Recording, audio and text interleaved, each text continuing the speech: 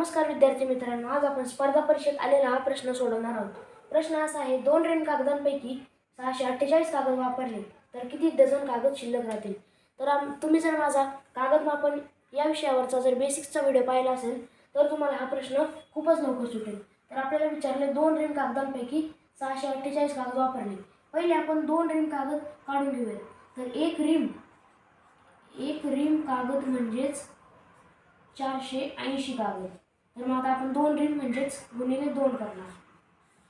2 0 0 2 8 16 झाला 1 2 चौक 8 आणि 1 9।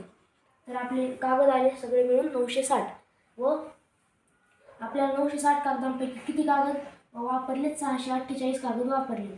तर 960 वजा 648। तर आता आपण याची वजाबाकी करूया। 4 0 इथे 2 6 इकडून 1 हातचा घेतला होता 5 5 मधून 4 गेले 1 9 कडून 1 हातचा 9 कडून हातचा घेतलेला आहे त्याच्यामुळे इथे आले 312। तर आता आपल्याला विचारले काय, तर 648 कागद वापरले तर किती कागद उरले, पण डझनची विचारले किती डझन कागद उरले। तर आपल्याला माहिती आहे 1 डझन बरोबर 12 कागद असतात।